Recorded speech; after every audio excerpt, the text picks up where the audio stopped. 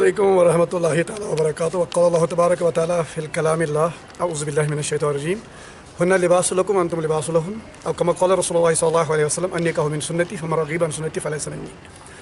तो जो आपकी बात है कि जो शादी में जो रुकावट है, रसूलुल्लाह सल्लल्लाहु अलैहि वसल्लम ने फरमाया है कि शादी में जल्दी जल्दी पहल करो, निकाह में जल्दी जल्दी पहल करो, जब भी बालिग हो जाओगे तो निकाह कर लो। जबकि रसूलुल्लाह सल्लल्लाहु अलैहि वसल्लम ने अपनी बेटी का निकाह भी बालिग होते हुए ही किया है। तो रसूलुल्लाह सल्लल्लाहु अलैहि वसल्लम ने फरमाया कि निकाह में जल्दी कर लो। हम निकाह में बहुत ताख़ीर कर रहे हैं। वजह यह है कि आजकल हर एक बाप जो बेटी का होता है वो चाहता है कि मेरी बेटी को ऐसा लड़का हो जाए जो कमाने वाला होगा, जिसके पास पैसा होगा। लेकिन रसूलुल्लाह सल्लल्लाहु अलैहि वसल्लम ने फरमाया कि निकाह कर लो, निकाह के बाद रिज़्क़ आपके पास ऐसे ही आता है जैसे मौत एक इंसान को ढूंढता है, वैसे ही एक रिज़्क़ एक निकाह करने वाले को भी ढूंढता है। रिज़्क़ खुद ब खुद उसके पास आ जाएगा।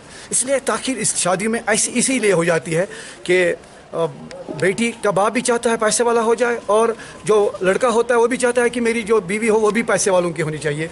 लेकिन जो पैसा दुनिया में आता है जाता है, असली में मकसद ये है कि जो रसूलुल्लाह सल्लल्लाहु अलैहि वसल्लम ने हमें फरमाया है हमें उस पर एक्ट करना है, हमें उस पर अमल करना है, और हमारी ज़िंदगी इंशाअल्लाह रहमान लक़द कान लकुम फ़ी रसूलिल्लाहि उस्वतुन हसना।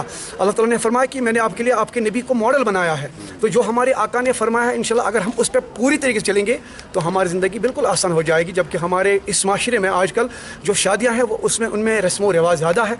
45,000 हमारी लड़कियाँ जो है वो घर में बैठे हुए हैं। वजह उसका यही है कि हमने रस्म व रिवाजों को ज़्यादा इजरा किया है, जबकि इस्लाम में इनकी कोई हैसियत ही नहीं है, जबकि कहीं हदीस में नहीं है, किसी कुरान में नहीं है। जो आजकल जो हम शादी में करते रहते हैं, लेकिन शादी में रसूलुल्लाह सल्लल्लाहु अलैहि वसल्लम ने फरमाया खाली 6 चीज़ें हैं जो निकाह में है बस। उसमें 2 फ़र्ज़ है, 1 वाजिब है और 3 सुन्नत है। वाजिब यह है कि लड़की अपना नफ्स लड़के को हवाले कर दे अपने महर की एवज़, और जब वो कबूल हो जाए या नफ्स बख्शा जाए उसमें होना चाहिए 2 जो गवाह हो मुसलमान होने चाहिए, 2 फ़र्ज़ है। और वाजिब इसमें है महर देना है। जो लड़के के पास हैसियत, देखो हमारा Islam is so easy but we have to difficult to track it. हमारे इस्लाम ने यह भी कहा कि जो लड़के की हैसियत है उसी के मुताबिक उसको महर देना है। ये ज़रूरी नहीं 5 लाख 10 लाख नहीं, रसूलुल्लाह सल्लल्लाहु अलैहि वसल्लम जितना आपके पास हैसियत है महर दे दो। ये मेरे आका ने फरमाया वाजिब है। उसके बाद 3 सुन्नत है। पहला सुन्नत है कि काजी को बुलाया जाए, वो कहे कि what are the rights of husband and what are the rights of wife, इनके हुकूक क्या है, हुकूक ज़ौजन क्या है।